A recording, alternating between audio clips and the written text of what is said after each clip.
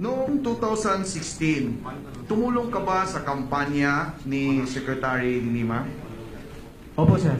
Paano ka tumulong sa kanya? Ano po ako sa kanya naman, gusto ko pong tumulong sa inyo. Wala po kaming magastos kasi parang kalakaran po rito sa amin. Pag may sumama, 300 a day ang bayad. Ang sagot naman po, pwede yan sa budget ko.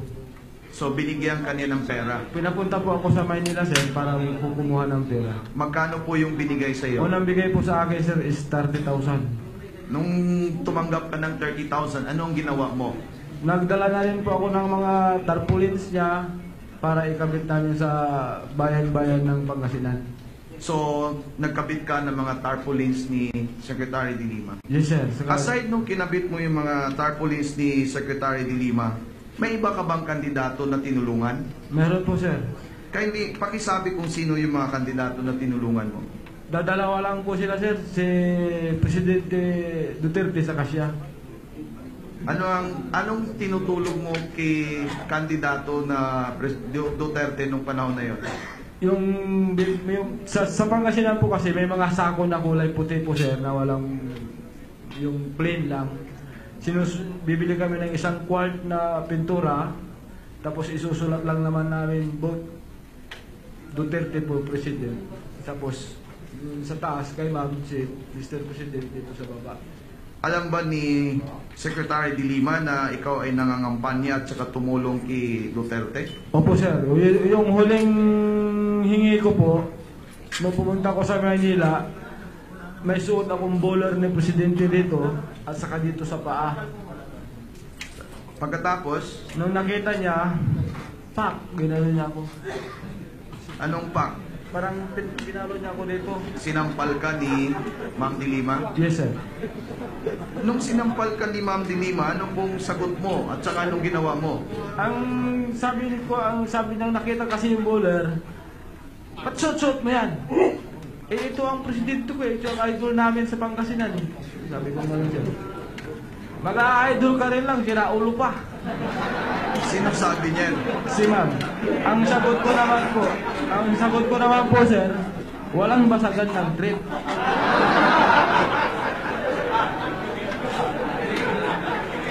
So nung sinabi mo yung walang basagan ng trip, ano ang sagot ni Secretary de Lima po? Punyeta ka.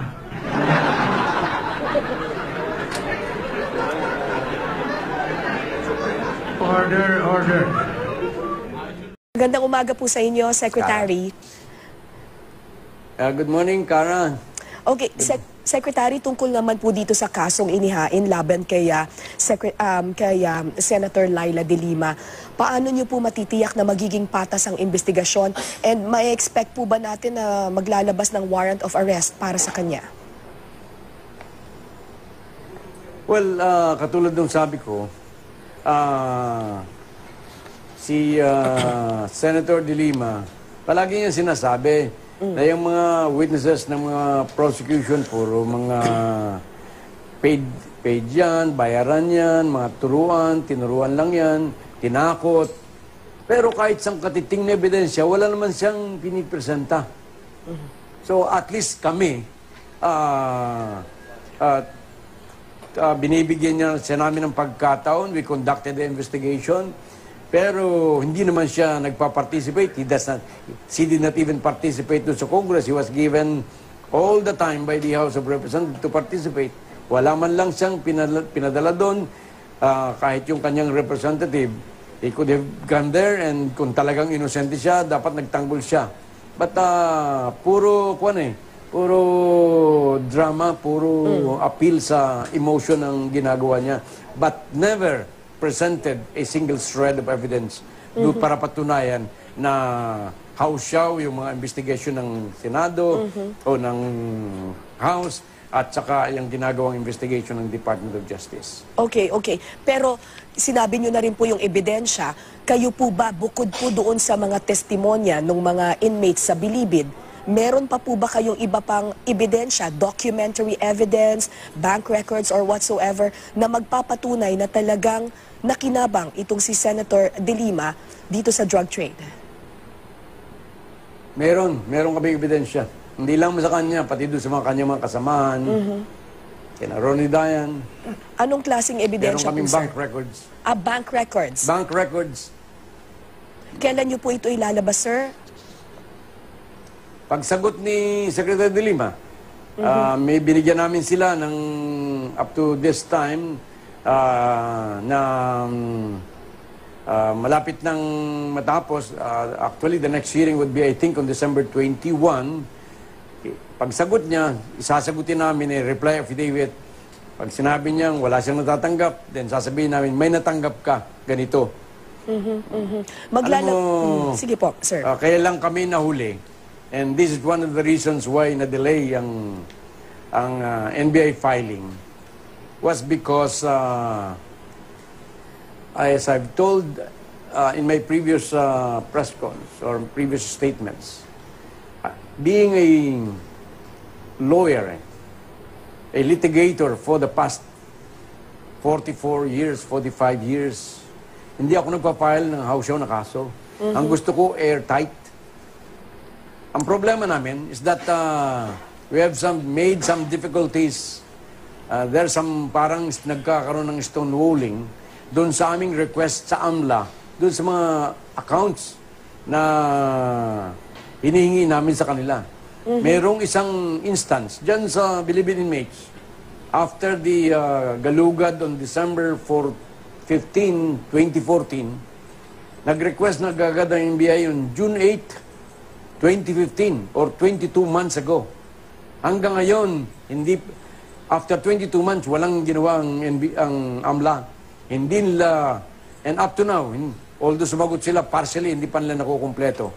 So because of this, nagtanong ako, but this might not be the reason. But I found out that the second, yung highest officer sa AMLA, yung sa executive director, was a fraternity brother ni Secretary De Lima. At yung head ng investigation ay fraternity brother din ni Secretary De Lima. So, ako'y nagdududa na. As a matter of fact, I am having this investigated by the NBI if there is already criminal negligence on the part of some AMLA people. Okay. Meron po ba kayong time frame sa paglalabas po ng warrant of arrest against the senator?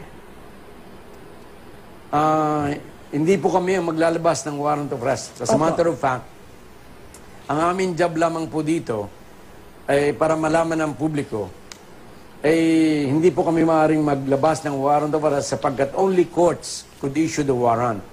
Ngayon po, dito sa preliminary investigation ni Secretary De Lima, meron pong concurrent jurisdiction ang Department of Justice and the Ombudsman.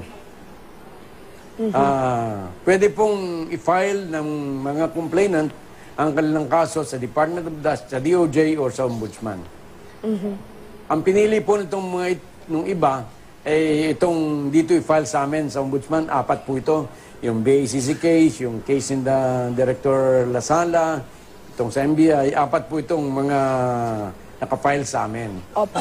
So, ang mangyari po dito ay ang Ombudsman ang may primary jurisdiction. Sapagkat siguro matatanda ninyo yung sinabi ni Ombudsman Conchita Morales na after the hearing sa Congress where we presented several or many inmates and other witnesses, sinabi niya, I am not going to probe Secretary De Lima. Di ba? Sinabi niya. Because yung mga sinasabi nitong mga ito are mere allegations. Okay. So, because of that, hindi ayaw mag-investigate ng Ombudsman, dito nag-file sa DOJ yung mga tao. Ngayon, meron po tayong proseso na sinisunod dito. At alam kong marami na ang naiinip sa inyo. Pero alam po ninyo, pag nagmamadali ka, pag ikay pwede kang pwede kang matisod at yung mga kaso may mapasama. Kaya sabi kong ganyan, I want to file an airtight case. And I think we now have an airtight case. Katulad nung nangyari kay dito fertilizer scam. Nagmamadali sila noon. Anong nangyari? Di acquitted si President Gloria. Acquitted tong sino ba yung, itong kasama niya sa, anong pangalan nun? Bolante. Bolante. Oh, yan ang mga nagmamadaling mga kaso. Para lang makapag-file, para lang makapag-harass, minamadali ang nang hindi iniintindi na kinakailangan pagdating sa husgado, ang kinakailangan mo walang iba kundi ebidensya. All right. Thank you very much po sa inyo, Secretary Aguirre. I think my co-anchor has more questions for you. Thank you, sir. You're a lawyer yourself. Is there anything that Duterte has done and said that is illegal? I mean, first of all, let's talk about this admission, well, the admission. that he made. Yes. Correct. Well, there you have it.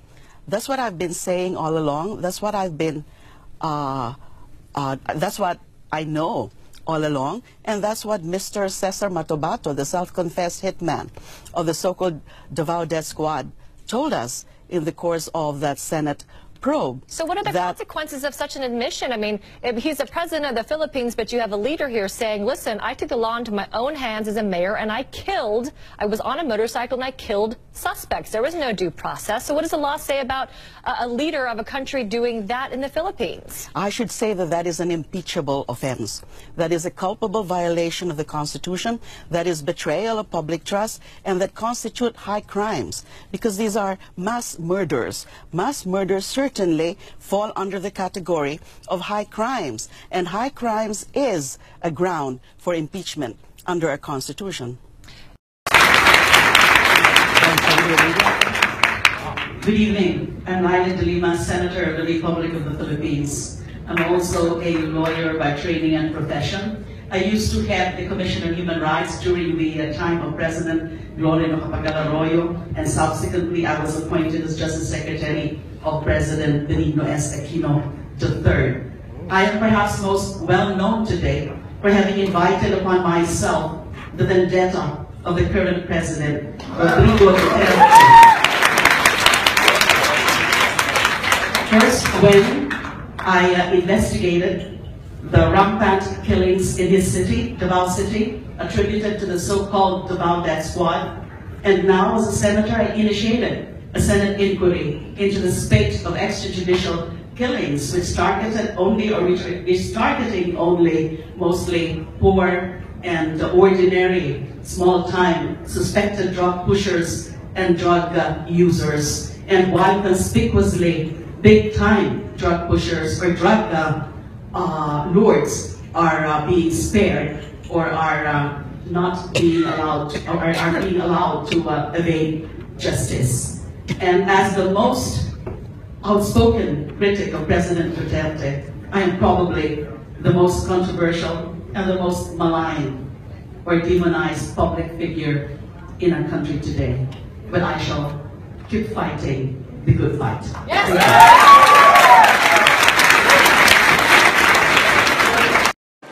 Hi, this is Pia Ontiveros, CNN Philippines. Ito po ang aming isa sa mga bahagi ng aming newsroom dito sa CNN Philippines. I'd like to update you lang, no, kasi merong mga malalaking storya sa araw na ito that we're going to be airing during our 6 p.m. network newscast. Unang-una, merong pahayag kasi si President Rodrigo Duterte noong Monday night, no, tungkol sa mga di umano'y mga killings noong siya ay mayor ng Davao City. Long time mayor siya siyempre, no, ng Davao City.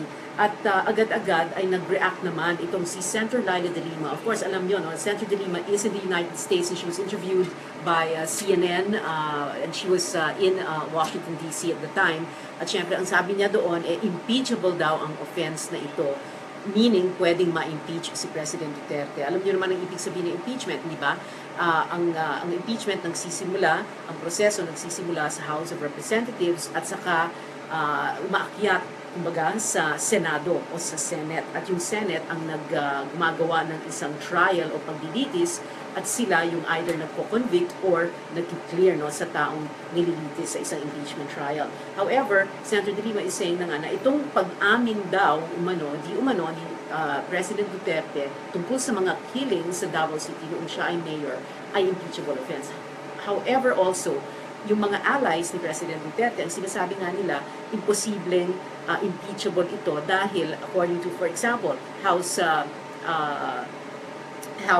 Majority Leader Rudy Fariñas, ang sabi daw niya is President Duterte can only be impeached for crimes he committed as President. Ang ibig sabihin nun, kung merong krimen umano na ginawa niya as mayor, hindi yon pwedeng maging impeachable offense against him as President. Si House Speaker Bebot Alvarez, na isa ring matinding kaalyado ni President Duterte, Pangulong Duterte, sinasabi din niya that you cannot impeach the President for mere words dahil madalas daw nagsasalita si President Duterte at baka daw naman hindi naman ito talaga, that's not really what he meant. At ang sinasabi nga ni Speaker Alvarez, you need to prove the offense. Hindi pwedeng kung ano yung salita, yung binigkas na salita ng isang tao, ng isang impeachable officer, yun ang maging basihan daw ng impeachment. No? Okay, then there are of course other stories, other issues still swirling around President Duterte. Meron kasing announcement ng Department of Foreign Affairs na hindi naman daw pala kanselado itong pagbisita ng UN Special Rapporteur dito sa Pilipinas. The UN Special Rapporteur is Agnes Calamard. She's on Twitter also, you can look for her there. Dahil a few months ago, sinabi na nga niya na dapat siguro tingnan ng United Nations ang mga di umano'y mga extrajudicial killings dito sa Pilipinas. At several months ago also, sinabi ni President Duterte sa ilang mga press conferences na sige, pumunta kayo dito, pero dapat patas lang. Kailangan sa isang public forum ihayag ang mga findings at doon sa forum na yon, kailangan pwede akong magtanong din sa inyo. Hindi lang ako kayo yung nagtatanong sa akin, dapat ako makapagtanong sa inyo. Yun ang ginawang mga conditions ng Duterte administration. There was some misunderstanding siguro, tungkol dito. At merong earlier announcement na hindi na raw matutuloy. Pero sinabi na nga ni Charles Jose ng DFA na yung invitation to the UN Special Rapporteur for Human Rights, si Agnes Calamard, still stands as long as they will comply with the conditions given by the Duterte administration. Also, Secretary Perfecto Yasay ng DFA, sinabi din niya, and we quote, to paraphrase him, we have not canceled it, yung pagpunta niya, pagbisita ni Calamard, but it is up to her to agree and comply with the conditions imposed by President Duterte, who is inviting her to the Philippines. Now, meron din kaming mga light stories, syempre, kasi hindi naman lahat ng bagay ay seryoso sa mundo, or hindi naman lahat ng bagay ay napaka-maselan. So, yung isang mga storya namin, very interesting, merong mga top internet searches for 2016, according to Google Philippines. So, at dito natin makikita yung love ng Pinoy para sa pop culture dahil ang overall top trending search term is Love Yourself, a song by Justin Bieber. It is from his 4th album, Purpose. Kanina nagtatanong ko sa mga bata dito sa sa mga kapo ba, whatever, yung mga millennials. So, ano ba yung song na yan? And sabi ko nga, sample nga, baka I'm sure alam nyo yun, ano ba yung Love Yourself by Justin Bieber? Baka right now, sa mga nanonood sa amin ngayon sa Facebook Live, ilagay nyo sa comments yung mga lyrics ng Love Yourself. Tapos kantayin nyo na rin, i-record yung sarili nyo, tapos padala nyo sa amin. Okay? And then also, si Mikey Bustos, I'm sure you've heard of him, YouTube star and creator, he did a parody of the song highlighting what courtship is, or mga panliligaw dito sa Pilipinas. Now, sa Google Philippines search, mataas pa rin ang interest ng mga Pinoy sa politics, Philippine politics. So of course, ang number one, ang lead top male personality for the year is who else? President Rodrigo Duterte. So of course, we know he won by 16 million votes during the May elections, longtime mayor of Davao City and the very first Mindanaoan ever to hold executive office. Also, Pia Alonso Wurzbach was crowned Miss Universe in 2015. She is this year's top trending female personality. So of course, she is the third Filipina to win Miss Universe. And of course, alam naman natin lahat, yung third time's the charm for her. So those are 3 stories, 3 big stories, pero marami pang ibang mga storya. The reason why we do this Facebook Live, kasi gusto namin kayo makausap, no? Kasi syempre sa TV, medyo one way, no? Sa regular, kumbaga, no, regular mainstream media, medyo one way syempre communication. Pero dito sa amin sa CNN Philippines, we believe na we should be able to listen to you and hear what you're saying. So, padala kayo ng mga comments, your opinions, your thoughts about all these stories and more, and then watch at 6 p.m. Network News. Nung dumating na sa Trillanes, nagdidipa na yan at nagsisigaw na. Sino ba nag-walkout? Itutuloy ko talaga Sila nag-walkout Ano ba ang ibig sabihin nung sinasabi nila na nandun?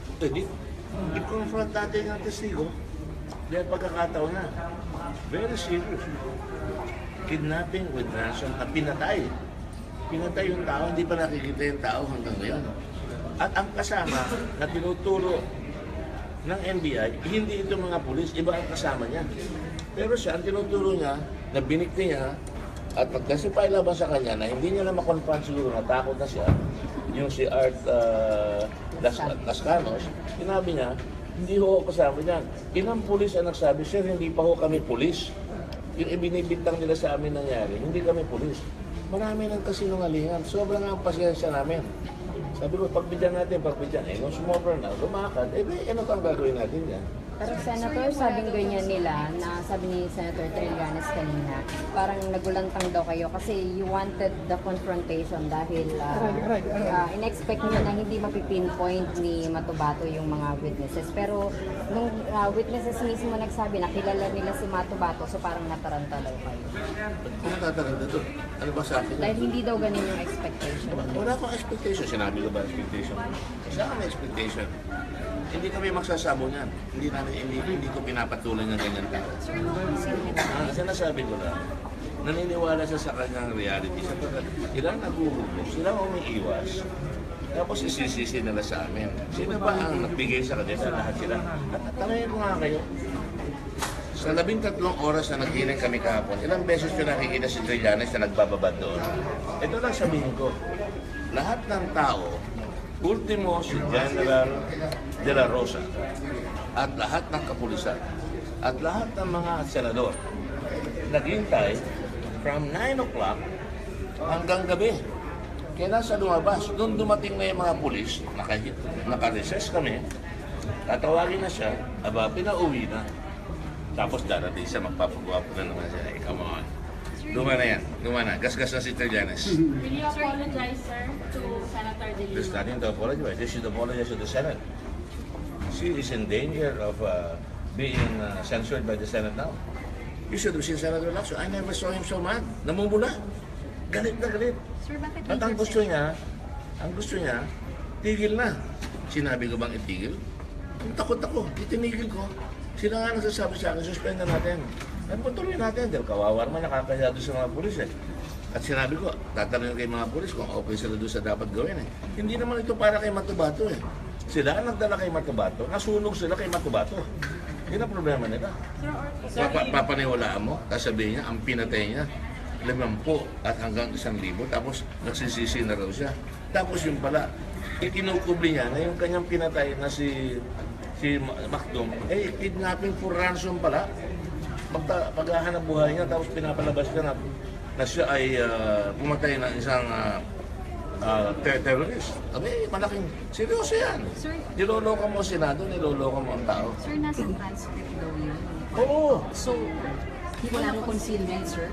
Hindi, ang material concealment, hindi yung sa transcript. Ang material concealment, alam ni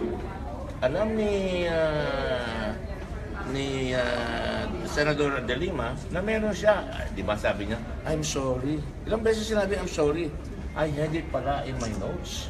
Kaya sabi ko, ano sabi ko? Andun kayo, kung nakikinig kayo. It's alright. Sabi ko, it's just an oversight on her part. Pagbigyan natin. Si Senator Lacson, tigilin na natin. Niloloko tayo. Yun ang concealment. Hindi bali yung testigo ang mag-conceal. Mako-contempt namin, pero pagkasama namin ay nagtatago. Sabi ko, kunin niyo yan, i-mark niyo yung exhibit na yan, pagkat ngayon may ebidensya tayo na tunay na mayroong kidnap for ransom.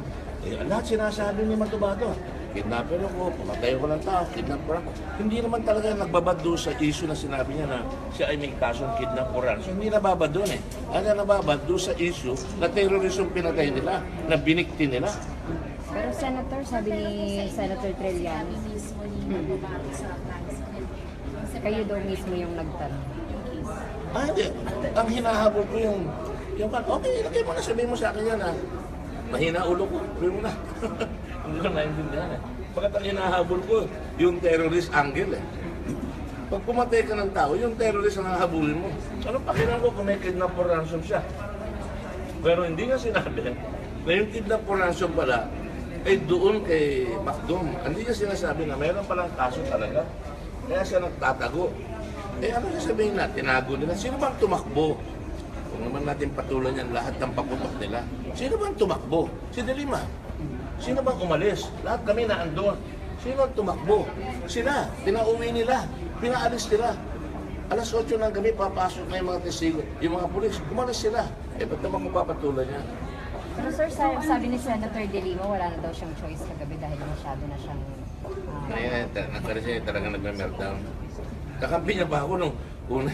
Sabi ko, oversight lang yan. Dahil pagbigyan niyo oversight lang. Narinig niyo ba yun o hindi? Narinig niyo pala ba't pinapatulan niyo? Sir, clarify lang po. So kahit na sinabi na ni Mababago mismo sa inyo at sa transcript na public record. Mike. Ano public record? Ano public record? Meron bang public record meron bang public record? Meron bang public record yung tinatawag nating NBI? Meron ba? Kagabi lang lumabas yun eh. Kagabi lang eh. Lahat na sinasabi ni Mababago, we were taking like with a grain of salt. Natural. Ito ay taong igdadala ng M14. Nagsasabi 1,000. Yung nga, nayayabangan nga ako. Senator, just to clarify. Nayayabangan nga ako, sasabihin 1,000. Yun ang dadalhin. Sino ba nagdala kay Mababago? Ako ba? Sino ba nag-imbita doon sa mga pulis? Ako ba? Pinilit ko ba yung mga pulis sasabihin nung May 9, pinakialaman ni De Lima yung kanilang testigo, yung kanilang testimony. At nung lumabas na yan, nataranta na sila. Tapos ako pa nataranta. Excuse me, hindi ako natataranta. Senator, to clarify lang, ano yung kinoconceal po? Ano po yung ina-allege po ninyo na Ulit-ulit naman kayo. Ano ba gusto mo sabihin ko? Kinonsil talaga? Walang kinonsil? Kinonsil nga, inamin niya eh. Di ba inamin niya? I'm sorry. Alam ko pala yung information na yun ay naandun, na hawak niya, may kaso talaga, at dapat inilabas. Dapat i-confront natin yung witness. Ikaw ba ito? Ikaw ba ito? We're trying to get my good. Such a lucky day. So ano po, sinabi rin po ni Senator Trillanes na umaga pa naman daw po, sinabi na po niya, sinadjust na po niya na magharap-harap na po. He is not the chairman. I am the chairman. Isang araw, 2 araw na andun si Mababago. Pagbibigyan naman natin yun. Kung sakmalin siya ng mga tao niya at pinagbibintangan niya. Gusto ba niya yan? Siyempre, pakinggan muna natin yung mga kaside ng kabila. O tapos na, alam na namin ang side ng iba. Lahat sila sinabi, kilala namin si Mababago. Sabi niya, nasa Saman Island yan, nagdadala ng M14. Nagbibigay ng pera yan, binigyan ko pa ng relo yan. Kilala nila eh, wala naman tumanggi dyan eh. Ano ba gusto natin palabasin dito? Ano bang hinahabol natin? Yung kuto o yung talagang masama? Sir, ano what ba time dapat po? kong habulin? Sige nga, kayo magsabi. Ano ba gustong habulin ni De Lima? Si De Lima, siya ang in charge ng preso. Si De Lima, alam natin, lahat ng preso kabalyero. Hindi ko pa dinadala siya, hindi ko pa pinupuntahan. Pupuntahan ko yan ngayon sa Blue Ribbon. Magpapaliwanag siya ngayon, bakit ng panahon niya, 6 na taon, hindi niya napigilan, mayroong mga jacuzzi, may mga pera, at nung bandang huli na lalabas, ngayon kasama pa siya ngayon. Hindi ko pinatulan na sinasabi, may sex video. Hindi ko siya pinapersonal. Diyan mismo. Marami nakakita media dyan. Niyakap ko siya, sabi ko, relax ka na, huwag masyadong mainit. Sagutin mo, very cogently, huwag ka magpapanik. Ganyan talaga, dumaan ako sa ganyan. Sabi, ito sukli sa akin. Sinabi ko pa, up to the last minute last night. Sabi ko, no, Senator Lacson, sabi ko, kung lang yan, oversight lang, nakalimutan niya lang yan. Hindi importante sa akin eh. Saan ba ako nagalit kagabi? Nung binigyan ako ng note, nawala na, pinauwi ni Trillanes. Kuno. Pinalabas si Trillanes, nung lalabas na, yung NBI na report, lumabas na sila. At alam nila, basag na yung paksiw nila. So ano magiging sunod lang? Huwag diretso pa yung Hindi na importante sa Mababago. Huhulihin na yan ng kidnapping for ransom. Huhulihin na yan. Hindi dapat pinapatulan yung mga ganyan. Ano, binabaso sa Senado? Did I say that? Did I say that? I didn't say that. I said, tutuloy ko, dahil ang hinahabol ko, yung dapat gawin. Ano ba, ilang ulit ko sinabi yan? In aid of legislation. Huwag niyong paliwalaan yung gusto niyong ipilit for a headline. I'm sorry, ha? Kaya ayoko magpa-interview. Kayo na may milit dito, hindi naman ako nagpapa-interview. Sinabi ko kahapon, we are here, umalis sa Dilima, he's having a press conference. I will not do that. Pagharang ko dyan, hinarang na ako dyan. Sige na siya, sandali na to, sandali. Ngayon na naman, hinarang niyo ako. Ayoko kasi ang gusto niya, magsabong kami. Sorry, I am already 71 years old. I have no ambitions except to serve my country. I have done that all my life. And I'm sorry, I'm not after the headline. Maybe Trillanes is, go ahead, have his headline. Be fooled by him. Be fooled by Dilima. I mean, there's a long line. There's a long history of trickery, chicanery, and fraud perpetrated upon the Filipino people. Imagine, preso, nakakapasok lahat ng klaseng katarantaduhan na ando. May banda, may combo, lahat ng chismis umaabot. Pinatulan ko ba yan? Did you ever hear me say, patulan natin yan? Wala. Nagalit lang ako talaga hanggang sa huli. Nung nakita ko, ay, nabisto na. Sige, patulan, sige, okay lang yan, okay lang yan. Tuloy na natin. Nung lumabas, ayaw nang ipakita si Matubato, dahil bistado na, doon awa. Talaga nabasag ang paksiw. Senator, clarify lang. So tuloy pa rin po yung extrajudicial killings pero wala na po si Matubato. Oo, hindi na siya kapanipaniwala At saka yung Davao Death Squad, sinabi ko na sa kanila yan Pagdating niya, sasabihin lang ng Davao Death Squad, hindi namin ginawa. So hindi na po siya itatapos. Di ba? Di ba hindi na siya nangyari? Sinabi ko yan Pagdating ng Davao Death Squad, ay, hindi kami hindi namin alam yan. Sige. Anong sabi ko kagabi? You have to present corroborating evidence that these people are involved in killing and murder. Wala naman silang pinadala My case is not the Davao Death Squad. My case is to find out whether injustice was being perpetrated, and if there is no evidence, my case is to make sure, una, ang pulis dapat magpaliwanag ng mga extrajudicial killing na sinasabi. By the way, it's not extrajudicial killing. It is simple murder. Alright? Dapat, papakita ko sa inyo. Alam niyo, nagpupuyat kami rito. Papakita ko niyo, bawat kada probinsya, alam namin ang pinatay. We took the numbers. Di ba dapat tataringan niyo ang pulis? Kung anong ginagawa mo dyan sa provincial director na yan? Namatay dyan, halimbawa sa Cebu, 82. Hindi ba dapat hulihin niyo yan? Hindi ba dapat hulihin niyo? Sabihin niyo, tigilan niyo, yung namamatay dyan, na 82, paliwanag mo, ikaw ang police chief dyan, ba't wala ka nagagawa? Yun ang pakay natin. Di ba? O dito, sa Caloocan, 62 namatay. O, paliwanag nyo bakit 62? Walang solusyon. Pinagpipilitan nyo sa akin si Trillanes, easy and consequential. I know his record in the Senate. And I don't want to be personal. He wants to be personal. I'm not going to be personal. I've got bigger fish to fry. Sir, magkakokos pa rin ba kayo ngayon? Pag-usap namin. Hindi lang naman yan Pag-usapan namin Pag-usap na kami ni... Kung masunod yung mga kasama ko, cancel na yung hearing altogether Tigil na. Sabi ko, hindi pwede. Lalabas natin yung we will have to prove that this Senate is in rule of law. Kung ako hindi parehas, ano sinabi ko kahapon? Tinira ko ang presidente. Masakit yung palo ko sa kanya. Welcome to the PI. Wow, PI. Di ba? Sabi ko, hindi pwedeng ganyan. At sinabi ko sa mga New York Times na lahat kayo, pakinggan nyo. May Senado rito, the government is working, we're checking on all these killings, and we're going to come out with a report. Yan ba? Ibig sabihin, there is no rule of law? Kung sinabi ko, exonerated lahat, wala. Sabi ko kay Bato kahapon, naawa ko kay General, naawa ko na, nahiya ako That's the word. Then, he stayed. At sabi ko, kinagalitan ko na siya. Dapat pinapaliwanag nyo. Ikaw, General, ikaw ang IAS. Bakit hindi pwedeng habang buhay sinesearch mo kung yun ay tama sa lugar? Ilan ba nahuli nyo? 100 out of 700 ata siya nabit. Ano ba gusto natin? Ano ba gusto natin para sa tao natin? Hindi ba yan ang gusto natin? Huwag mamamatay ang tao. Di ba gusto natin ang pulis huhulihin yung mga nagpapatay ng tao? Kung hindi nila ginagawa yun, karaban natin ang pulis.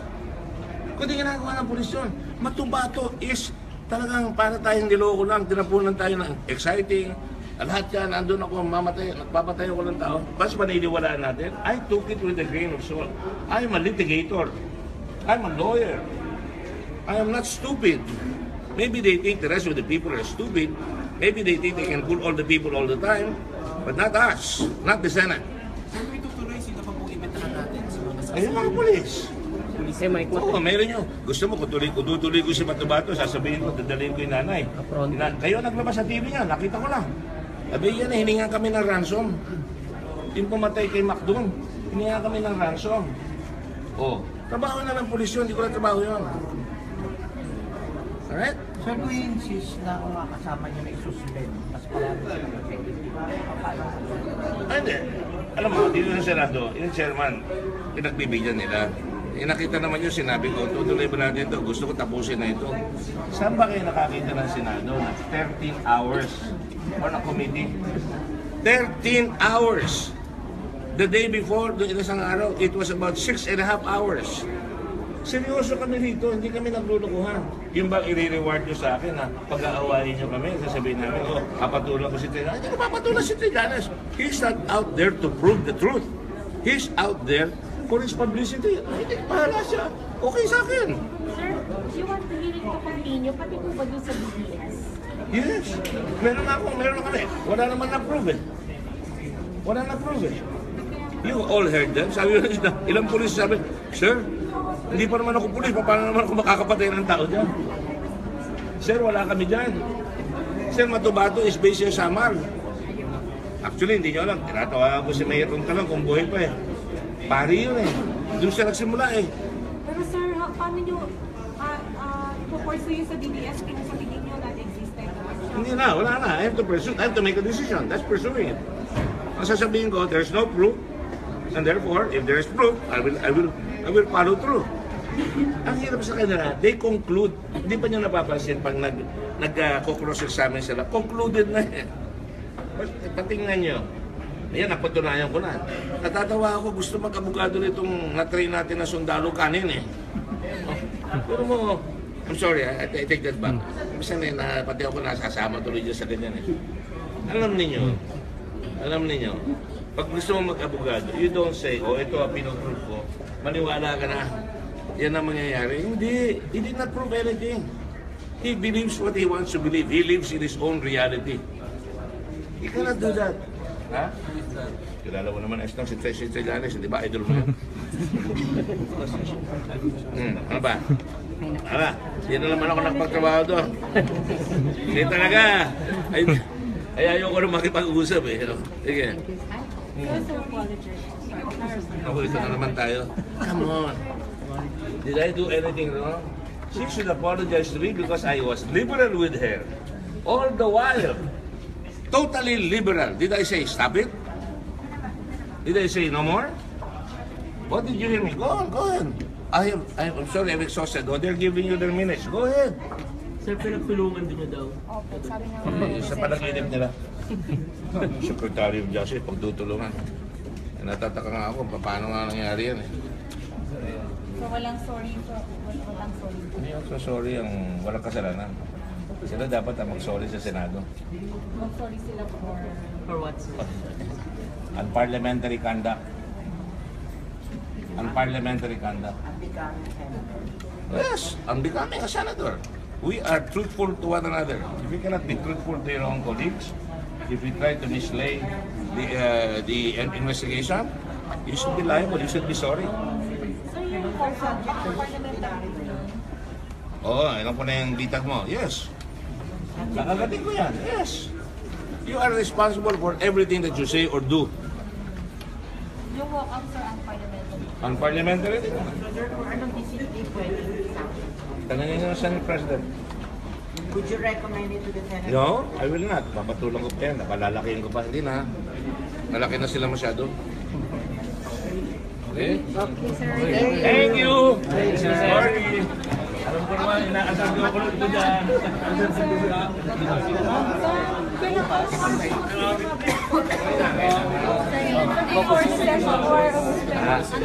Kasama si Senator. Oo, members yun. Simple lang yun. Dadawal kita namin. Ano, tutuloy mo natin ito. Ito lang natin. Invited naman yung dalawa, sir. Invited naman. Gusto na sumama. Di sumama sila. Manggugulo lang sila. Di, bakit namin sila imbita? Ngayon, napunta na naman ako doon. Di na ako nakapunta sa opisina. Nasa mag-session po na, sir.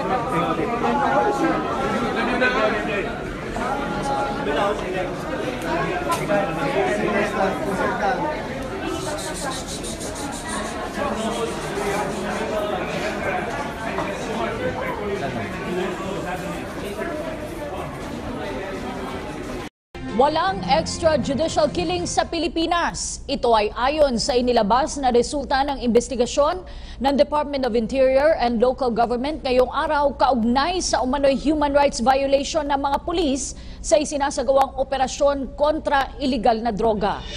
Dahil sa DILG, dahil wala namang nagaganap na extrajudicial killing sa bansa, kaya papalitan nila ito ng extra legal killings. Kirby Cristobal sa detalye. Inilabas na ngayong araw ng Department of Interior and Local Government ang resulta ng kanilang investigasyon hinggil sa umano'y human rights violation ng mga pulis na nagsasagawa ng operasyon kontra iligal na droga. Sa pag-aaral na ginawa ng ahensya, kumuha ng 25 kaso mula sa 1,831 death under investigation cases at lumabas na 23 lamang ang nakapasa rito at 2 ang muling kailangang reviewin. Lumalabas na walang massive human rights violation sa mga operasyon kontra droga na ginagawa ng Philippine National Police. Base nga sa aming resulta, yung police report nagtugma sa aming investigasyon at least 23 of the 25. So doon ma-assure natin at 95% level siguro of assurance that it's a really a legitimate case, no? At napatay yung alleged pusher or user on a legitimate police operation. So that's something that we can assure. Again, if we continue to move further and there was a massive indication of violation, we can move to a higher sample, no, to make it conclusive. But in this case, indicatively lumabas, walang massive, no, hindi massive yung violation. Ang hinahanap kasi na dito, yung extra legal killing, yung pinatay nila ng walang kalaban-laban. Dagdag pa ng opisyal, papalitan nila ng extra legal killings ang extrajudicial killings dahil wala namang nagaganap na judicial killing sa bansa.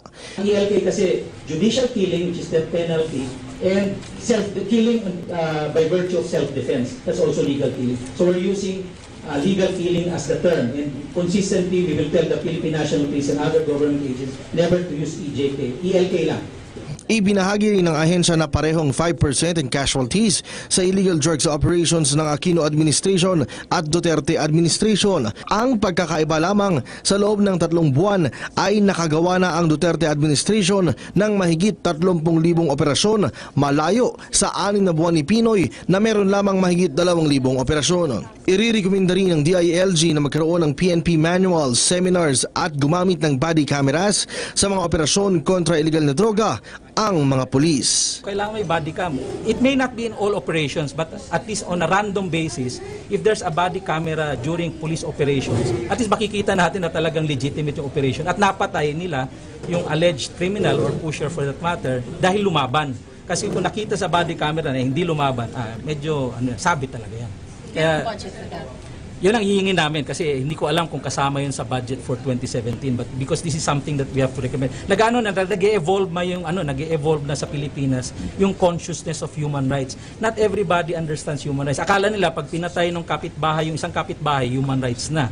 Human rights, the discussion of human rights really is a technical term. It's a technical discussion. Hindi yan yung, sinaktan mo isa, human rights na kagad. That was the old term. No? But right now, because it's part of the documents signed in the Universal Declaration of Human Rights, and we have several conventions upholding it. In fact, ngayon, ang latest nga is pag human rights defender ka, ang tawag sa human rights defender, ikaw ay tao na ina-uphold ang karapatang pantao sa bayan mo, you're considered a human rights violation. Pag defender, no? Pag hindi ka pinotektahan ng ating state agents, at may nangyari sa'yo, that's already considered a violation of human rights. That's the latest in, kumbaga, human rights technology. Para sa PTV News, Kirby Cristobal. Ayaw magkomento ng Palasyo kaugnay sa pagsasamba ng reklamo ni Edgardo Matobato sa Ombudsman laban kay Pangulong Rodrigo Duterte. Ayon kay Presidential Communications Assistant Secretary Ana Marie Banaag, kinikilala naman ng Palasyo ang constitutional mandate ng Ombudsman na umaksyon at mag-imbestiga sa mga reklamo laban sa mga opisyal ng pamahalaan. Anya importanteng banggitin ng hindi sakop ng Ombudsman ang pagdidisiplina or pagtatanggal sa mga impeachable officials kasama ng Pangulo dahil ito ay may immunity habang nakaupo pa sa pwesto. Sinabi pa ni Banaag na ito isang panghaharas lamang at naglalayong guluhin ng kanyang trabaho bilang Pangulo. Tinerminate na rin ng Ombudsman ang nauna ng investigasyon sa kaso ng Davao Death Squad kung saan iniuugnay ang Pangulo noong siya ay alkalde pa lamang ng Davao City. Tinawag ni Senator Laila De Lima na father of extrajudicial killings si Pangulong Rodrigo Duterte. Yan ay kahit pa inabsuelto ng komite ng Senado ang pamahalaan sa kaliwat ka ng pagpatay sa bansa. Umaksyon si Leon Los Baños. Wala raw nakitang pruweba ang Senate Committee on Justice at Committee on Public Order na ang gobyerno ang nasa likod ng extrajudicial killing sa bansa. Kabilang ito sa nilalaman ng 19 na pahinang executive summary ng isinagawang pagdinig ng komite. Bagamat hindi raw state-sponsored ang mga patayan, napansin daw ng komite na maraming kaso ang hindi naresolba sa nakalipas na 2 dekada. Just because the policemen are involved doesn't mean that it's state-sponsored. Because ang daming klase. 1999 pa, may extrajudicial killing na sinasabi. Wala namang argument doon sa killings, di ba? Kung sasabi ba natin lahat yan in-sponsor ng gobyerno? Pero sinita sa report ang oplantokhang ng PNP. Dapat daw iwasan ang pagpapapirma sa mga tinatawag na voluntary surrender certificates sa mga drug suspects dahil labag daw ito sa kanilang constitutional rights. Pinayuhan din nila si Pangulong Rodrigo Duterte na magdahan-dahan sa pananalita dahil baka akalain na ang kanyang sinasabi ay patakaran ng gobyerno. Ang labis na suporta raw ng Pangulo sa mga pulis na nadadawit sa mga kaso ay maaari raw tingnan bilang pagkonsinti sa mga posibleng paglabag sa karapatang pantao. At bagamat nagugustuhan daw ng ilan ang paglalabas ng Pangulo ng pangalan ng mga dawit umano sa droga, dapat pa rin daw na sumunod sa due process ang gobyerno. Don't fall on your own sword. Don't say those nasty words because magagamit yan laban sa inyo. The fight against drugs must be won legally. Idirekomenda rin ng komite na kasuhan ng perjury ang testigong si Edgar Matobato dahil sa pagsisinungaling umano at murder dahil sa pag-aming pinatay niya ang isa umanong terorista. Hindi rin nakumbinsi ng komite na mayroong Davao Death Squad dahil maging ang witness daw na si Edgar Matobato na sinasabing miyembro umano siya ng DDS at ang mga tinuro niyang ilan pang pulis na di umano'y kasama niya sa grupo, wala naman daw naihaing malakas na ebidensya para sabihing totoo ang DDS at si Pangulong Duterte ang nasa likod nito. Si Senador Antonio Trillanes dapat daw managot dahil sa pagtatago kay Matobato noong panahong kailangan siyang paharapin sa pagdinig. Habang si Senator Laila De Lima sinita dahil sa pag-walkout noong hearing. Sagot ng Senadora, sumentro raw ang hearing sa politika at paninira sa kanila ni Trillanes. Dapat nag-exert ng extra effort yung committee in looking for more witnesses. Hindi yung nag-focus dun sa pagsira kay Mr. Matobato and yung pagsira rin sa akin at kay Senator Trillanes. Why would that committee report again talk about the alleged bad behavior? Pinag-aaralan na raw niya ang report at magsusumiti siya ng dissenting report sa Lunes. Pero ngayon pa lang, tinawag na niyang father of all extrajudicial killings si Duterte. I'm talking about the DDS experience. I'm talking about the Matobato testimony. Yung alam ko tungkol sa DDS. And now, itong mga nangyayari ngayon sa ating bansa na 5,000 plus na yung mga biktima. Na there was premature termination of the proceedings. Unang-una, ayaw ng pakinggan o hindi na pinakinggan, hindi na present yung mga other CHR witnesses. 11 sa 16 na miyembro ng komite ang pumirma sa report. Pero ang ilan, may reservation at dissent o pagtutol sa ilang bahagi. Pagbobotohan pa sa plenaryo ng mga senador kung ipapasa pa o hindi ang report ng komite. Meanwhile, Senator Laila De Lima believes that the Senate Justice and Human Rights Committee should have not concluded its inquiry into extrajudicial killings. But De Lima adds that she will respect whatever her colleagues decide on. Again, Marita Moahe has the details. While waiting for the full committee report, Senator Leila De Lima hinted that the termination of the Senate Committee on Justice and Human Rights hearing on extrajudicial killing is premature. I really find it premature. Yung i-terminate na nila yung hearings on the EJK. The lady senator says there are vital witnesses who are yet to be heard, like those to be presented by the Commission on Human Rights. Dahil nga unang-una, meron pa mga witnesses na hindi mga naisalang. Like the CHR witnesses, is just too bad na may ganyang supervening issue doon sa naging statement nung isang commissioner na hindi nagustuhan ni Senator Gordon and some senators. So ayaw na nilang i-recognize yung participation ng CHR, including the CHR witnesses. Nang alam ko na yung iba pa na mga hindi pa napipresent, these are really very vital witnesses. Magaganda rin yung kanilang mga kwento. Marami pa tayo mga makukuha sa kanila na mga stories of yung pagpatay nga sa kanilang mga loved ones. Despite this, De Lima says that she will respect the decision of the other senators. Senator Panfilo Lacson has almost the same opinion on the EJK hearing. Well, yung sa akin medyo kulang pa rin kasi hindi napayagan yung mga victims ng CHR. No? Sa akin, actually during the last hearing, I was requesting Chairman Gordon, why don't we just allow them to present just to get it over with? On the other hand, De Lima has high respect for Ombudsman Conchita Carpio and she believes that the Ombudsman will be fair in her decisions.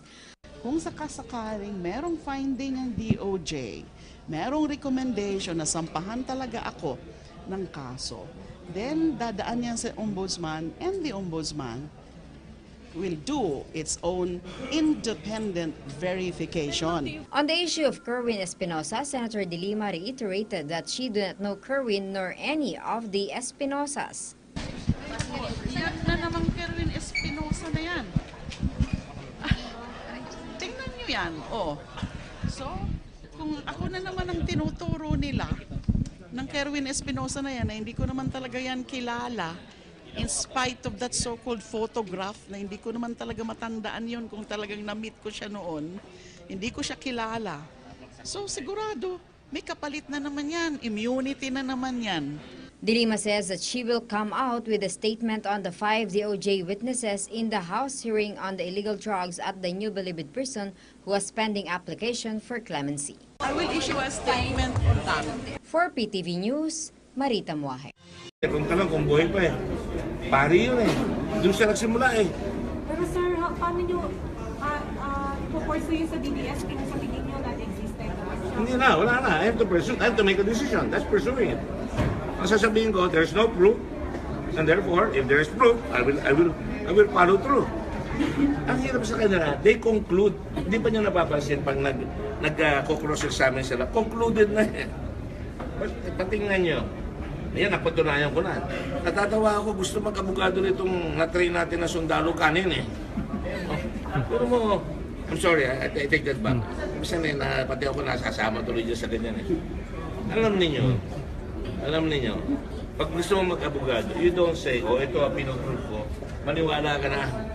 Yan ang mangyayari. Hindi, he did not prove anything. He believes what he wants to believe. He lives in his own reality. He cannot do that. Ha?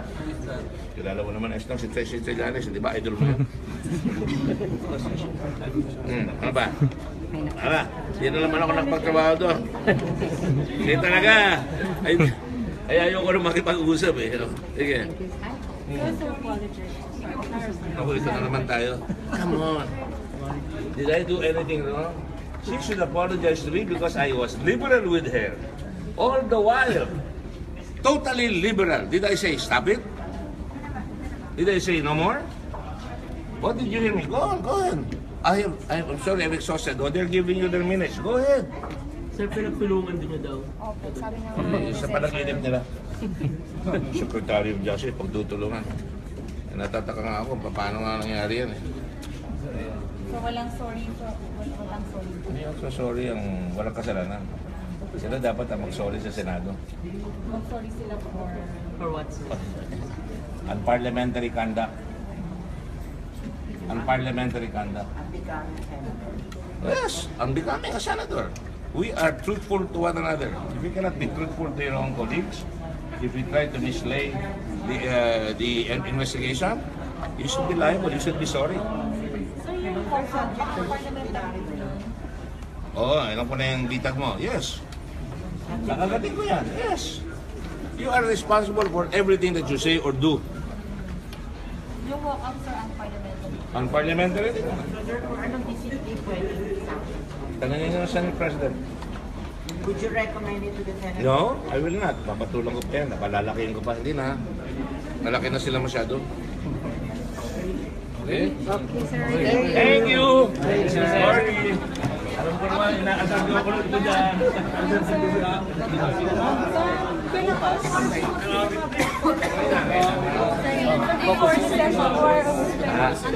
Kasama si Senator. Oo, member siya na. Simple lang yun. Naduwag kita namin. Ano, tutuloy ba natin ito? Ito gagawin natin. Invited naman yung dalawa, sir. Invited naman. Kung gusto na sumama, di sumama sila. Manggugulo lang sila, di bakit namin sila imbita. Ngayon, napunta na naman ako doon. Di na ako nakapunta sa opisina. Ha? Nasa mag-session po na, sir.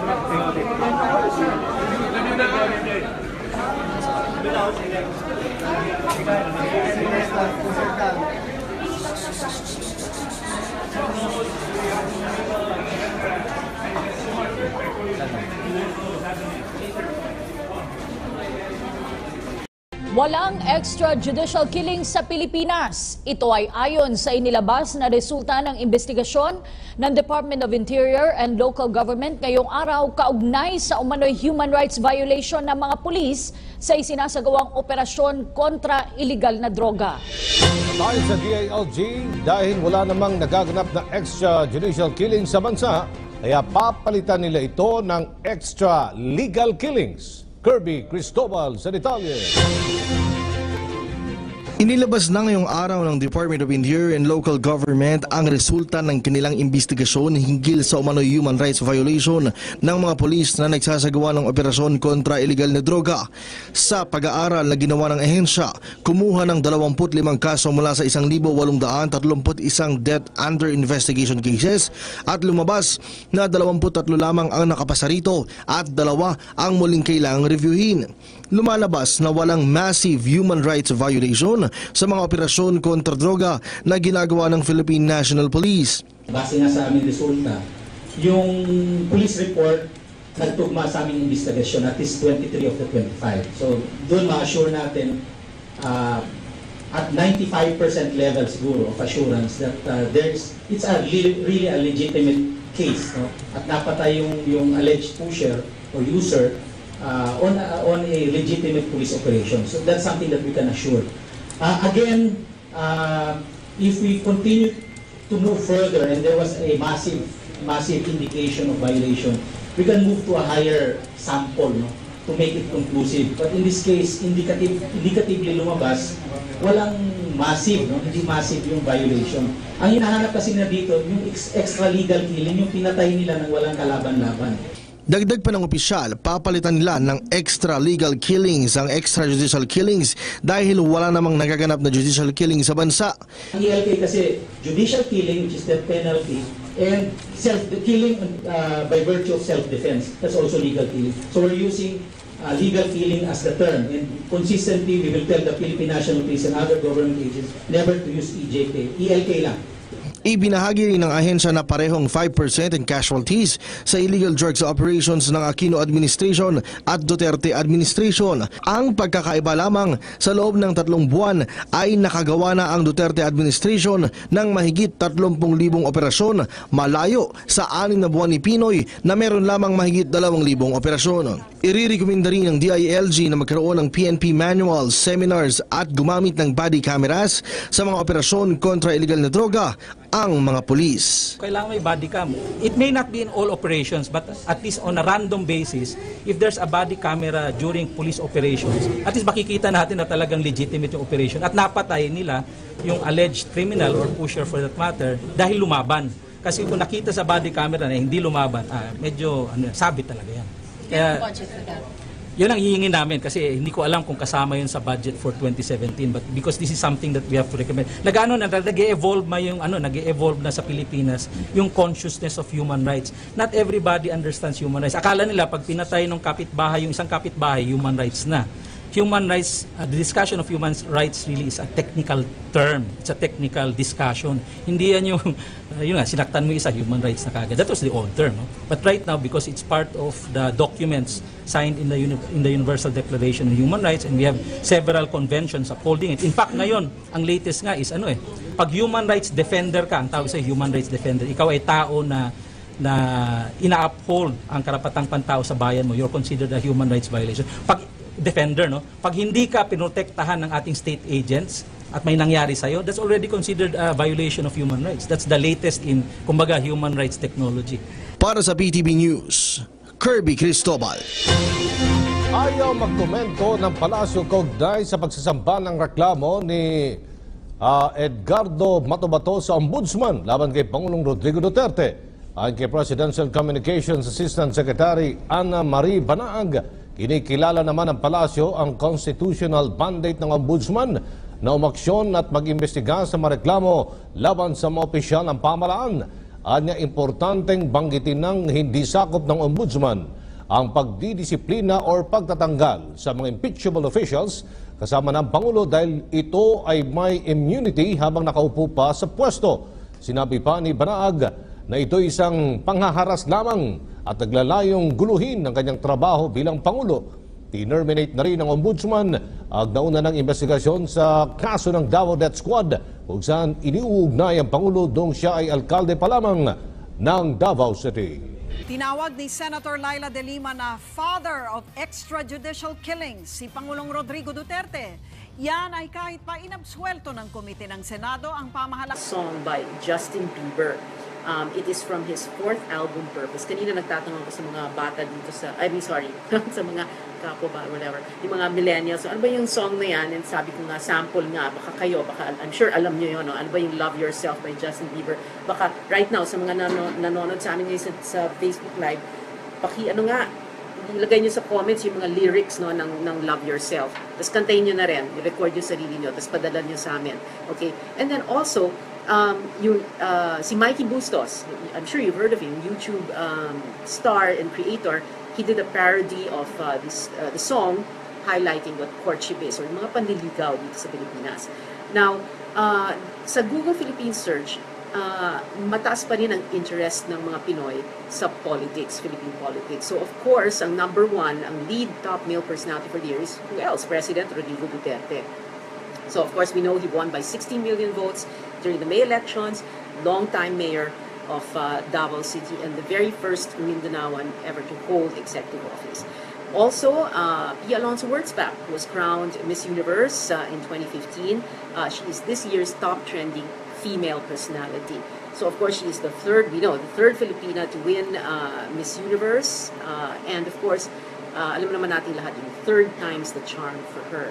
So those are three big stories, pero marami pang ibang mga storya. The reason why we do this Facebook Live kasi gusto namin kayo makausap, no? Kasi syempre sa TV, medyo one way, no? Sa regular mainstream media, medyo one way syempre communication. Pero dito sa amin sa CNN Philippines, we believe na we should be able to listen to you and hear what you're saying. So padala kayo ng mga comments, your opinions, your thoughts about all these stories and more, and then watch at 6 p.m. Network News. Nung dumating na sa Trillanes, nagdidipa na yan at nagsisigaw na. Sino ba nag-walk out? Itutuloy ko talaga eh. Sila nag-walk out eh. Ano ba ang ibig sabihin nung sinasabi nila na nandun? I-confront natin ang testigo. Dahil pagkakataon na. Very serious. Kidnapping with ransom at pinatay. Pinatay yung tao, hindi pa nakikita yung tao hanggang ngayon. At ang kasama na tinuturo ng NBI, hindi ito mga pulis, iba ang kasama niya. Pero siya, ang tinuturo niya, na binikti niya, at pag-testify laban sa kanya na hindi niya na makonfront siguro, natakot na siya, yung si Art Lascanos, sinabi niya, Hindi ho ako kasama dyan. Ilang pulis ang nagsabi, sir, hindi pa ho kami pulis. Yung ibinibintang nila sa amin nangyari, hindi kami pulis. Marami ng kasinungalingan. Sobrang ang pasensya namin. Sabi ko, pagbigyan natin. Nung sumobra na, lumakad, ano kang gagawin natin yan? Pero Senator, sabing ganyan nila, na sabi ni Senator Trillanes kanina, parang nagulantang daw kayo kasi you wanted the confrontation dahil in-expect nyo na hindi mapipinpoint ni Matubato yung mga witnesses. Pero nung witnesses mismo nagsabi na kilala nila si Matubato, so parang nataranta daw kayo. Ano nataranta to? Ano ba sa akin? Dahil hindi daw ganun yung expectation. Wala akong expectation. Sinabi ko ba expectation? Kasi ako may expectation. Hindi kami magsasamo niyan. Hindi ko pinapatuloy ng ganyan tao. Sinasabi ko lang, naniniwala siya sa kanyang reality. Sapagkat sila naguhulog, sila umiiwas. Tapos isisisi nila sa amin. Sino ba ang nagbigay sa kanila? Lahat sila. At tanongin ko nga kayo, sa 13 oras na nagkiling kami kahapon, ilang beses nyo nakikita si Trillanes na nagbababad doon? Ito lang sabihin ko, lahat ng tao, ultimo si General De La Rosa at lahat ng kapulisan at lahat ng mga senador naghintay from 9 o'clock hanggang gabi. Kailan sa lumabas, doon dumating na yung mga pulis, naka-recess kami, tatawagin na siya, pinauwi na. Tapos darating siya, magpapagwapo na naman siya. Hey, come on. Luma na yan. Luma na. Gas-gas na si Trillanes. Will you apologize, sir, to Senator De Lima? There's nothing to apologize. They should apologize to the Senate. She is in danger of being censored by the Senate now. You should have seen Senator Lacson. I never saw him so mad. Namumula. Galit na galit. Sir, bakit at ang gusto niya, tigil na. Sinabi ko bang itigil? Kung takot ako, itinigil ko. Sila nga nagsasabi sa akin, suspend na natin. Nagpatuloy natin, dahil kawawa naman nakakaya doon sa mga pulis eh. At sinabi ko, tatanungin kay mga pulis kung okay sila doon sa dapat gawin eh. Hindi naman ito para kay Matubato eh. Sila ang nagdala kay Matubato, nasunog sila kay Matubato.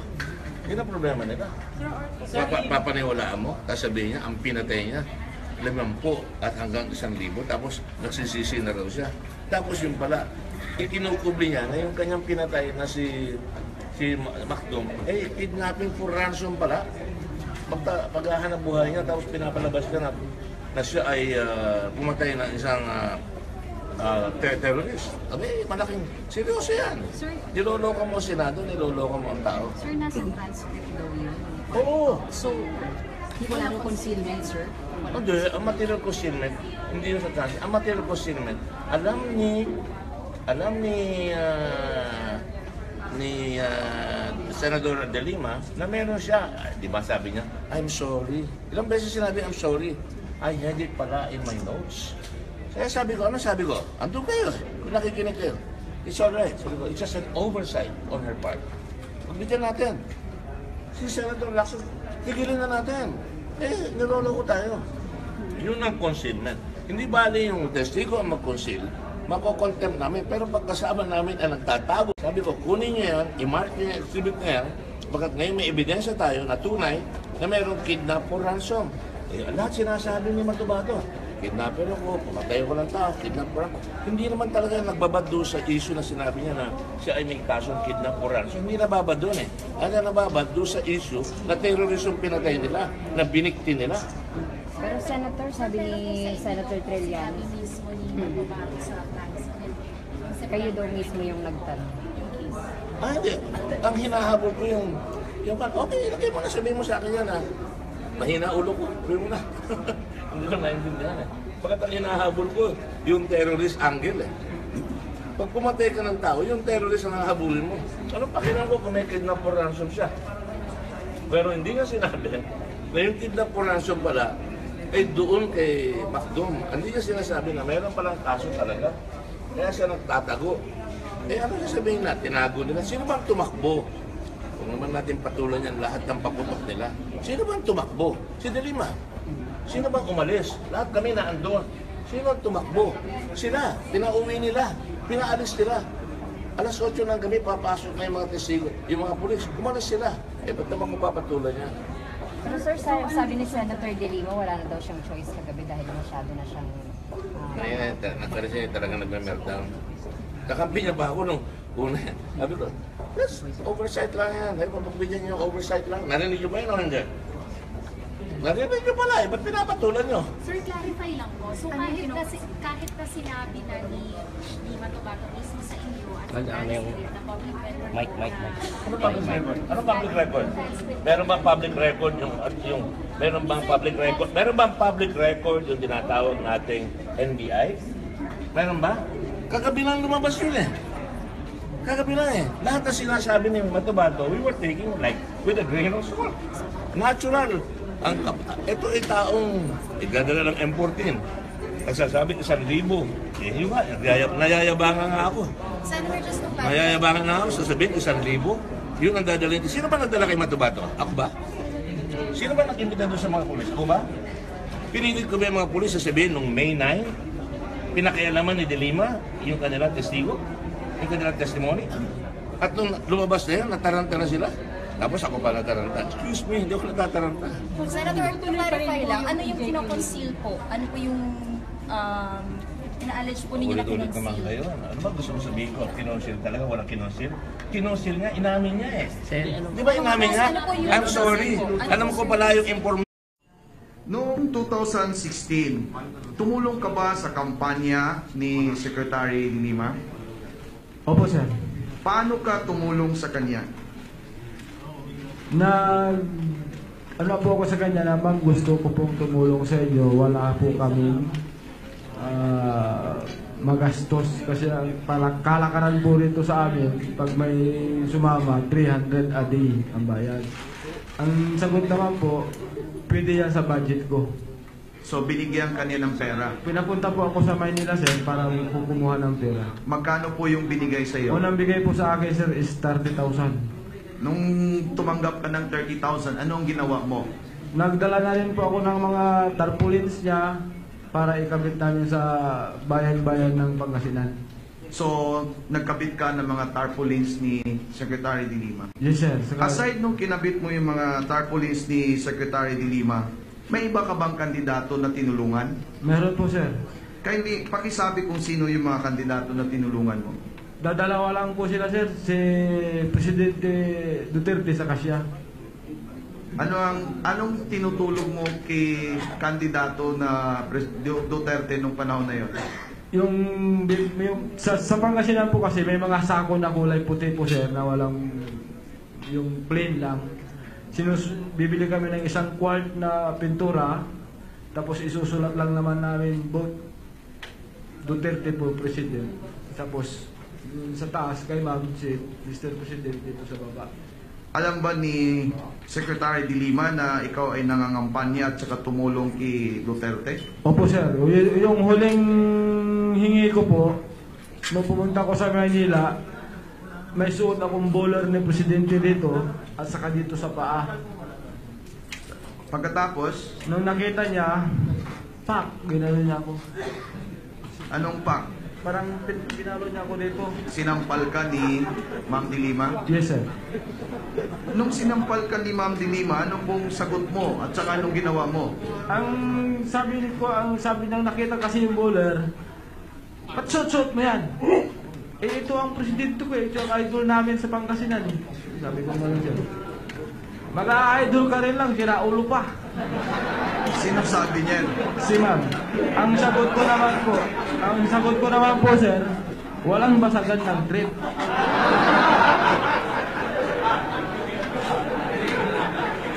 So nung sinabi mo yung walang basagan ng trip, ano ang sagot ni Secretary De Lima po? Punyeta ka.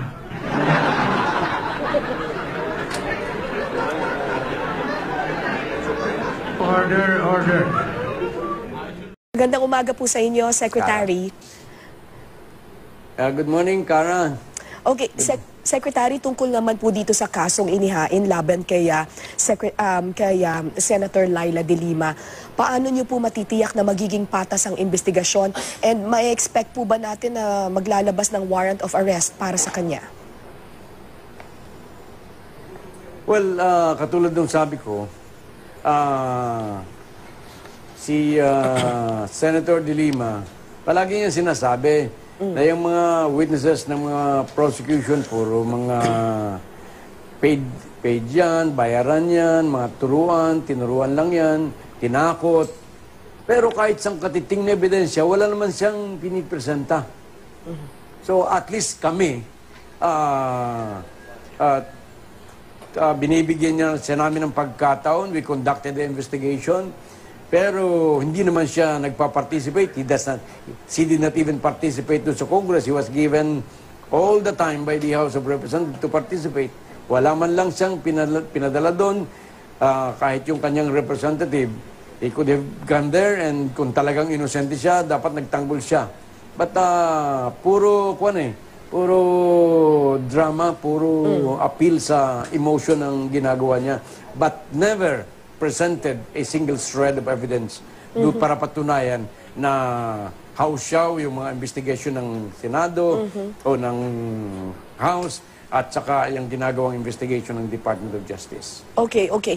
Pero sinabi nyo na rin po yung ebidensya.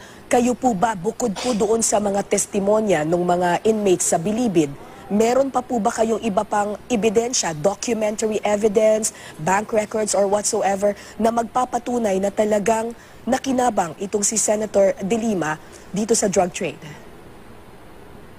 Meron kami ebidensya. Hindi lang sa kanya, pati doon sa mga kanyang mga kasamahan.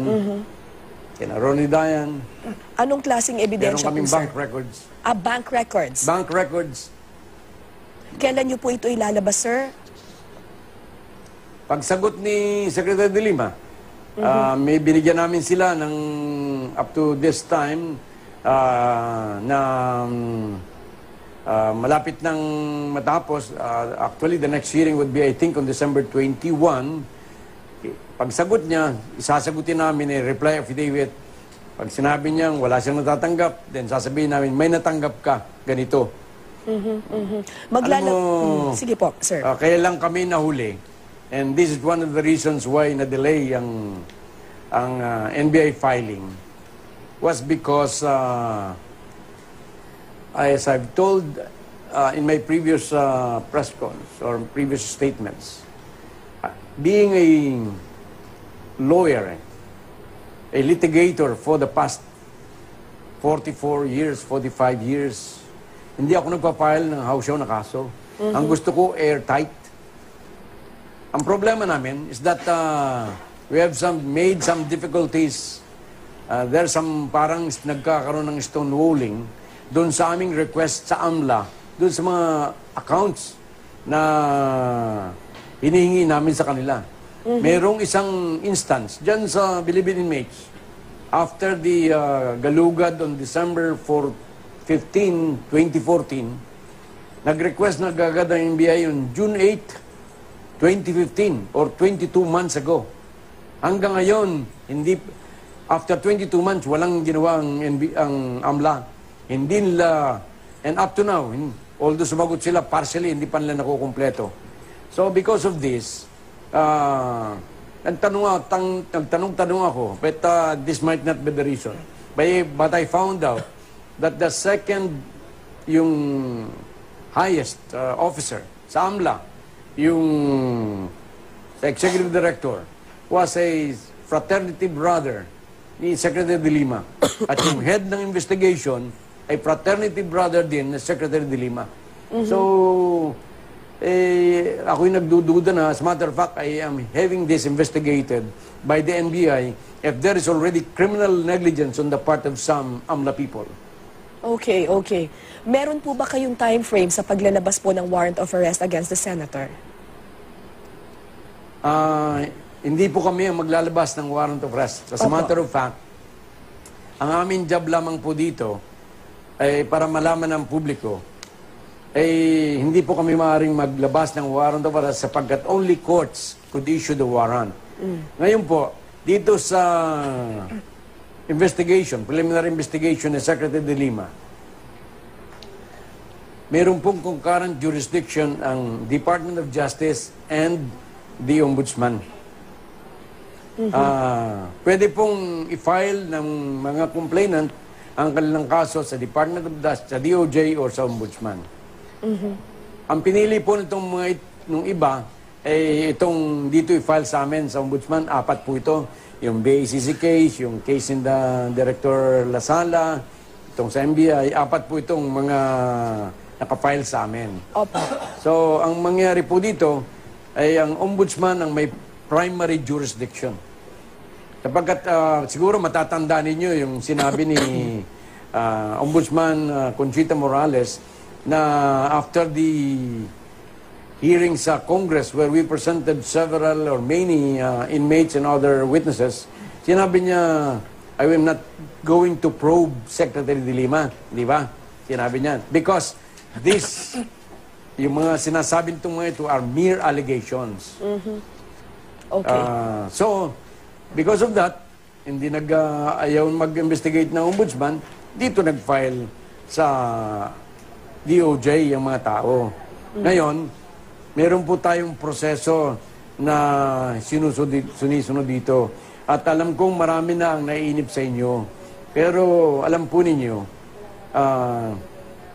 pag nagmamadali ka, pag ikay pwede kang matisod at yung mga kaso mo mapasama. Kaya sabi kong ganyan, I want to file an airtight case. And I think we now have an airtight case. Katulad nung nangyari kay Ditso Fertilizer Scam. Nagmamadali sila noon. Nung nangyari, di acquitted si President Gloria. Acquitted itong sino ba yung, itong kasama niya sa, anong pangalan nun? Bolante. Oh, yan ang mga nagmamadaling mga kaso. Para lang makapag-file, para lang makapag-harass, minamadali ang nang hindi iniintindi na kinakailangan pagdating sa husgado, ang kinakailangan mo walang iba kundi ebidensya. All right. Thank you very much po sa inyo, Secretary Aguirre. I think my co-anchor has more questions for you. Thank you, sir. You're a lawyer yourself. Is there anything that Duterte has done and said that is illegal? I mean, first of all, let's talk about this admission that he made. Yes. Correct. Well, there you have it. That's what I've been saying all along. That's what I've been, that's what I know all along. And that's what Mr. Cesar Matobato, the self-confessed hitman of the so-called Davao Death Squad, told us in the course of that Senate probe. So what are the consequences of such an admission? I mean, if he's the president of the Philippines, but you have a leader here saying, listen, I took the law into my own hands as a mayor and I was on a motorcycle and I killed suspects. There was no due process. So what does the law say about a leader of a country doing that in the Philippines? I should say that that is an impeachable offense. That is a culpable violation of the Constitution. That is betrayal of public trust, and that constitute high crimes because these are mass murders. Mass murders certainly fall under the category of high crimes, and high crimes is a ground for impeachment under our Constitution. Good evening. I'm Laila de Lima, Senator of the Republic of the Philippines. I'm also a lawyer by training and profession. I used to head the Commission on Human Rights during the time of President Gloria Macapagal Arroyo, and subsequently I was appointed as Justice Secretary of President Benigno S. Aquino III. I am perhaps most well known today for having invited upon myself the vendetta of the current President, Rodrigo Duterte.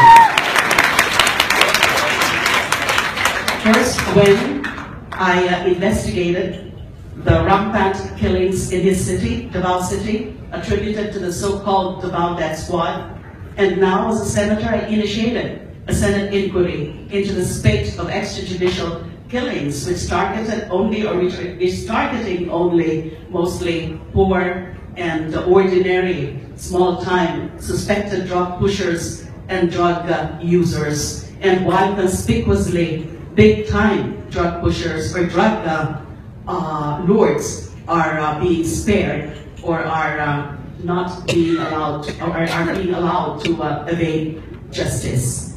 And as the most outspoken critic of President Duterte, I am probably the most controversial and the most maligned or demonized public figure in our country today. But I shall keep fighting the good fight.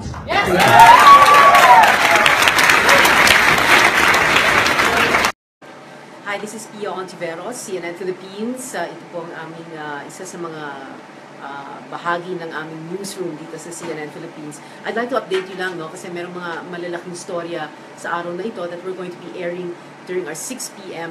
network newscast. Unang-una, merong pahayag kasi si President Rodrigo Duterte noong Monday night, no, tungkol sa mga di umano'y mga killings noong siya ay mayor ng Davao City. Long time mayor siya siyempre, no, ng Davao City. At agad-agad ay nag-react naman itong si Senator Laila De Lima. Of course, alam niyo, no, Senator De Lima is in the United States and she was interviewed by CNN and she was in Washington, D.C. at the time. At siyempre, ang sabi niya doon, impeachable daw ang offense na ito. Meaning, pwedeng ma-impeach si President Duterte. Alam niyo naman ang ibig sabihin ng impeachment, di ba? Ang impeachment nagsisimula, ang proseso nagsisimula sa House of Representatives at saka umaakyat kumbaga sa Senado o sa Senate. At yung Senate ang gumagawa ng isang trial o paglilitis at sila yung either nagko-convict or nag-clear, no, sa taong nililitis sa isang impeachment trial. However, Senator De Lima is saying na nga na itong pag-amin daw di umano ni President Duterte tungkol sa mga killings sa Davao City noong siya ay mayor ay impeachable offense. However, also, yung mga allies ni President Duterte, ang sinasabi nga nila, imposibleng impeachable ito dahil according to, for example, House Majority Leader Rudy Fariñas, ang sabi daw niya is President Duterte can only be impeached for crimes he committed as President. Ang ibig sabihin nun, kung merong krimen umano na ginawa niya as mayor, hindi yon pwedeng maging impeachable offense against him as President. Si House Speaker Bebot Alvarez, na isa ring matinding kaalyado ni President Duterte, Pangulong Duterte, sinasabi din niya that you cannot impeach the President for mere words dahil madalas daw nagsasalita si President Duterte at baka daw naman hindi naman ito talaga, that's not really what he meant. At ang sinasabi nga ni Speaker Alvarez, you need to prove the offense. Hindi pwedeng kung ano yung salita, yung biligkas na salita ng isang tao, ng isang impeachable officer, yun ang maging basihan daw ng impeachment. No? Okay, then there are of course other stories and other issues still swirling around President Duterte. Meron kasing announcement ang Department of Foreign Affairs na hindi naman daw pala kanselado itong pagbisita ng UN Special Rapporteur dito sa Pilipinas. The UN Special Rapporteur is Agnes Calamar. She's on Twitter also, you can look for her there. Dahil a few months ago, sinabi na nga niya na dapat siguro tingnan ng United Nations ang mga di umano'y mga extrajudicial killings dito sa Pilipinas. At several months ago also, sinabi ni President Duterte sa ilang mga press conferences na sige, pumunta kayo dito, pero dapat patas lang. Kailangan sa isang public forum ihayag ang mga findings at doon sa forum na yon, kailangan pwede akong magtanong din sa inyo. Hindi lang ako kayo yung nagtatanong sa akin, dapat ako makapagtanong sa inyo. Yun ang ginawang mga conditions ng Duterte administration. There was some misunderstanding siguro, no, tungkol dito. At merong earlier announcement na hindi na raw matutuloy.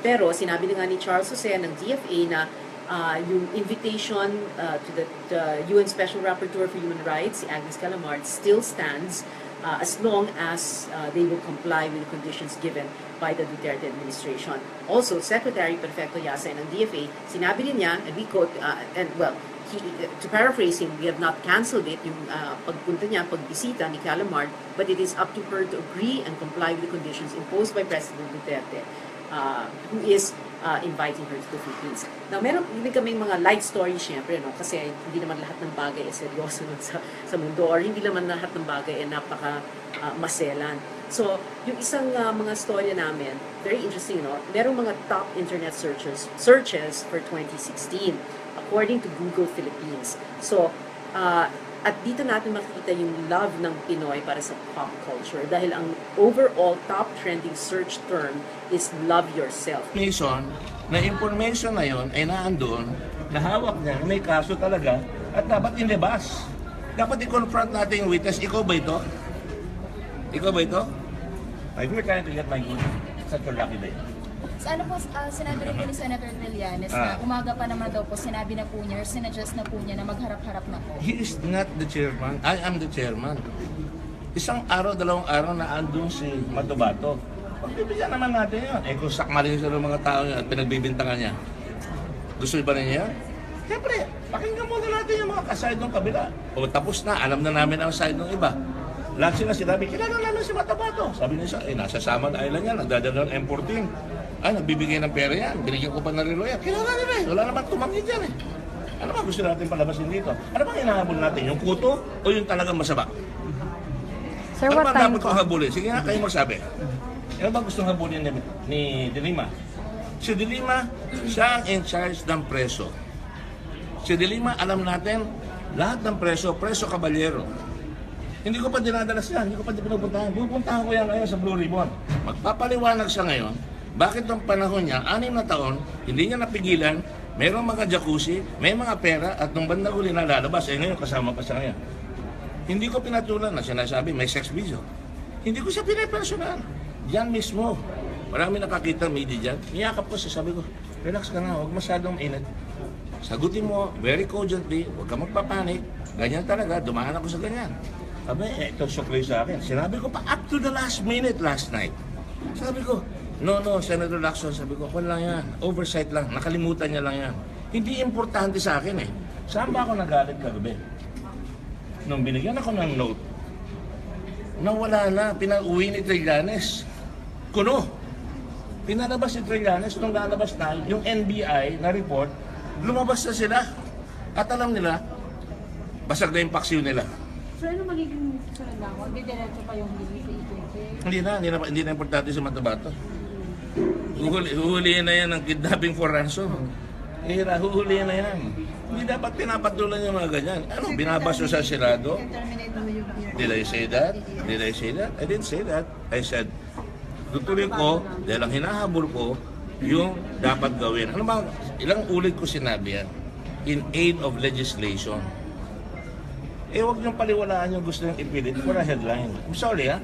Kaya ayoko magpa-interview. Kayo namimilit dito, hindi naman ako nang papa-interview. Sinabi ko kahapon, we are here, umalis si De Lima, he's having a press conference. I will not do that. Pagharang ko dyan, hinarang na ako dyan. Sige na siya, sandali na to, sandali. Ngayon na naman, hinarang niyo ako. Ayoko eh, kasi ang gusto niya, magsabong kami. Sorry, I am already 71 years old. I have no ambitions except to serve my country. I have done that all my life. And I'm sorry, I'm not after the headline. Maybe Trillanes is, go ahead, have his headline. Be fooled by him. Be fooled by De Lima. I mean, there's a long line. There's a long history of trickery, chicanery, and fraud perpetrated upon the Filipino people. Imagine, preso, nakakapasok lahat ng klaseng katarantaduhan na ando. May banda, may combo, lahat ng chismis umaabot. Pinatulan ko ba yan? Did you ever hear me say, patulan natin yan? Wala. Nagalit lang ako talaga hanggang sa huli. Nung nakita ko, ay, nabisto na. Sige, patulan, sige na, okay lang yan, okay lang yan. Tuloy na natin.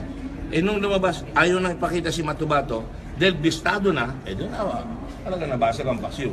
Senator, clarify lang. So tuloy pa rin po yung extrajudicial killings pero wala na po si Matubato. Oo, hindi na siya kapani-paniwala eh. At saka yung Davao Death Squad, sinabi ko na sa kanila yan eh. Pagdating niya, sasabihin lang ng Davao Death Squad, hindi namin ginawa. So hindi na po siya itatanggap. Di ba? Hindi na siya nangyari. Sinabi ko yan eh. Pagdating ng Davao Death Squad, ay, hindi kami yan. Hindi namin alam yan. O, sige. Anong sabi ko kagabi? You have to present corroborating evidence that these people are involved in killing and murder. Wala naman silang pinadala eh.